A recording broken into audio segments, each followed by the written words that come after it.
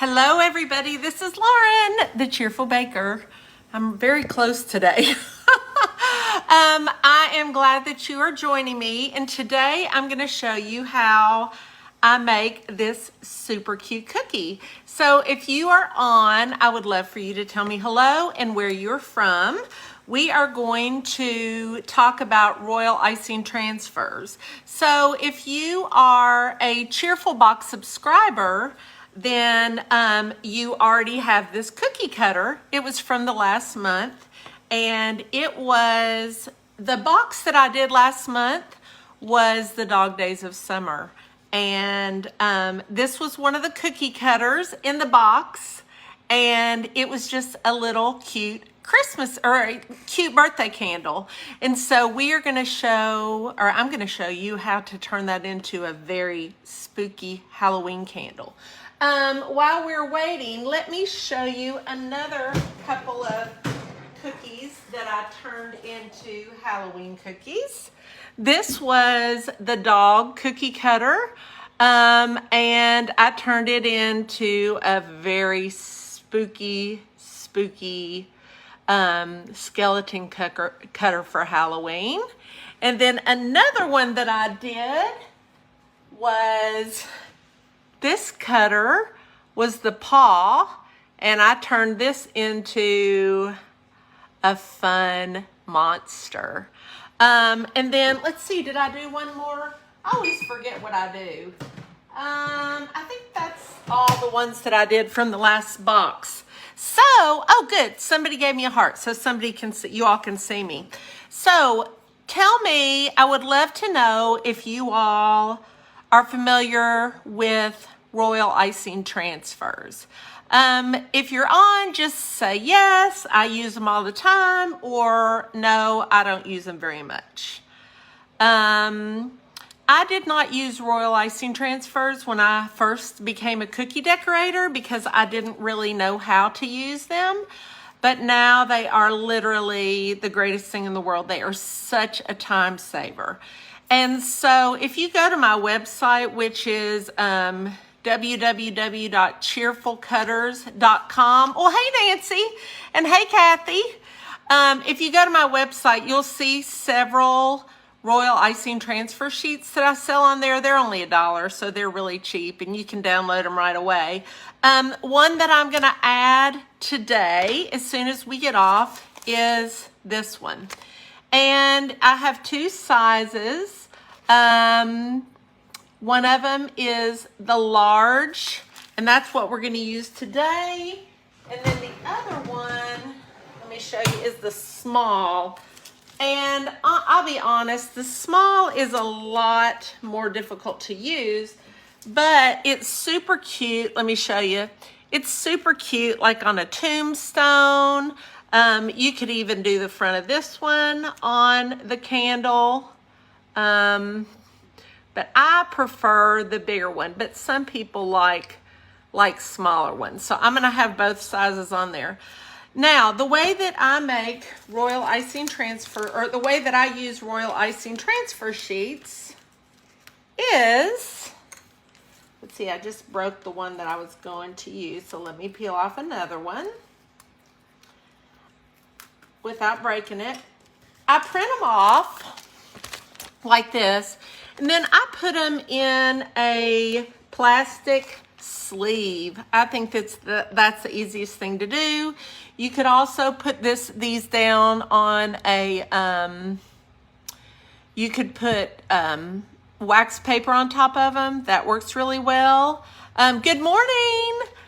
You can put them in the little envelopes. You can cut them into smaller pieces and put them in the envelopes that you use for the cookies. But I love these big sleeves. I get these from, I'll put the link in the description because right now, because I'm trying to talk and think at the same time, I just can't think of it. But I put them on here, and then I lay it flat. Let me move my camera so you all can see me as I do this real quickly. Let's see how I move this camera. Let's see. Hold on. Well, Hello, everybody. Here we go. Okay, I think this will work now. Let's see. There we go. So here is my royal icing transfer sheet.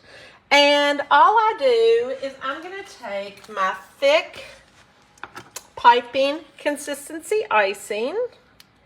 And let me see if I can get, I can get a little bit closer to that one. And I'm just going to go around the edge. And now when I do these, I completely ignore the mouth because I could draw that on with an edible marker after the fact. But I'll be honest, that's just too much work. And I think it looks great without the mouth. I don't think that you need to do that. I don't think that you have to put the mouth on there. This one got a little wonky, but that's okay. So I'm just going to do the outside. Then I'm going to do the nose. And now in the middle of the nose, you'll see I'm going to go over that twice because I want it to be just a little bit taller.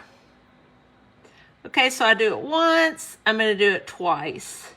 That way that won't break when I take this off. I'm going to go around the eye sockets. Now, if you all have any questions, please put them in the comments and I will go back and answer them after the fact. So if any of your little peaks are up, you can just use your scribe and put them down. Next, I'm going to take my piping consistency icing. And I like to use these tipless bags because then I do not have to wash tips. So I'm just going to fill this in with the white like this. And the nice thing about transfers is you can make a whole bunch of them ahead of time. And you can store them for a year, or probably more than that. I mean, basically all it is a piece of candy. All sugar. Now you can let this dry overnight, or you can put this in a dehydrator at about 110 for a couple of hours. I honestly usually let mine dry overnight. So there is our skeleton. Now, through the magic of technology, voila! Yes, this is a big royal icing transfer because we are using it for this candle. I also have a small sheet. Let me show you. Right here. So you can do small skeleton faces. But for the candle, I wanted big faces. So here's the size difference. Here's the small. Here's the large. So I'm going to sit this aside. I would do a whole sheet of them. I'm going to let those dry. Next, I'm going to take my candle. Now let me show you all what these look like for my cheerful box. This was the candle that we did in the box. It's perfect for birthdays, but I want to be able to use this in a different way. So I am going to scoot myself up here. I'm going to show you how you can turn it into this very, very, very easily. So once your royal icing transfer has dried, you are going to just take a little bit of white on the back of it. And you're going to put a little bit of white icing. And I always use piping icing because it's a little thicker. Then I'm just going to put it down very easily on my candle. Now I'm going to do it very easily because I don't want to break it.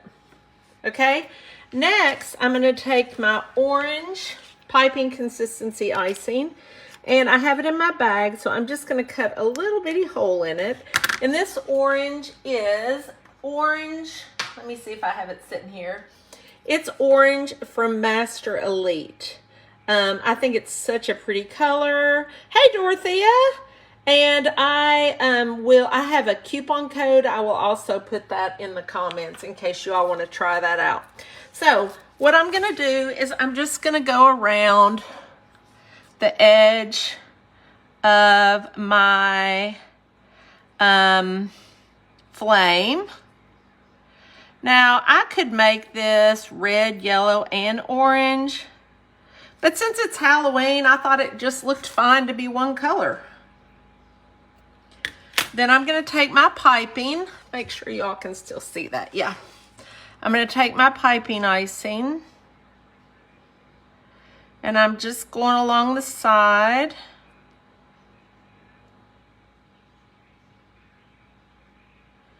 Then I'm going to fill it in with my piping. I'm going to use my scribe just to wiggle it out a little bit. And then where there's a point, I always just pull it out like that. Now, look how easy that was. The next step is to do the drippy part. And so what I'm going to do is I'm going to do that with my thicker icing. So I'm just going to go down and I'm going to kind of wiggle it just like it's dripped down my candle.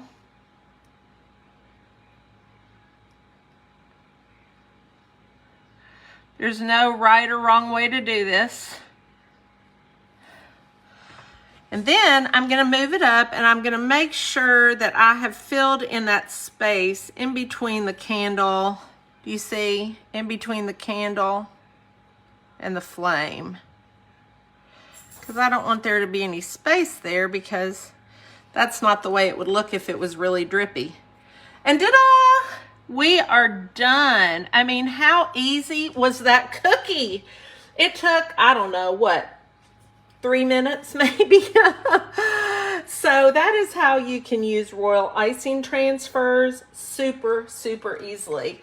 So again, if you're just joining, let me show you some other cookies that I made using the Cheerful Box cookies. So this cute little dog was in my last Cheerful Box assortment. Today's the last day that you can order the Cheerful Box to get this month's assortment. Starting tomorrow, you'll get next month's. And next month's is super duper cute. I'll give you a sneak peek. But this is the dog. And then let me show you what I made with the dog. So I used this dog cutter and I made this spooky skeleton dog for Halloween. Then another one that I did was, this comes in this month's assortment. This is a paw, but let me show you what I did with it. I flipped it upside down. This is the paw. Can you see the shape? I flipped it upside down and I made a cute little creepy monster with it. So that's a way you can use lots of the cookie cutters. Now, if you all want a sneak peek of this upcoming box, I'm going to show you. Are you all ready? Ta-da! This is one of the cookie cutters. Now, this was done by my friend Fresia. The one that we're going to decorate is actually going to be green. But isn't that the cutest thing you have ever seen, honestly? Now, talking about Fresia, let me tell you all one more thing that I have going on. This weekend is the Cookie Better virtual workshop. And you can go to cookiebetter.com, but I'll put my affiliate link in the comments. That just means that I get a little bit of commission if you sign up for the year's class. Now, you don't have to do that, or for the year. You can do it completely for free, and it won't cost you a thing. It's free to watch this weekend. So make sure to check that out. My friend Fressie and I are doing it together. and we are going to talk about this 4-tier pricing scale, because when we started decorating cookies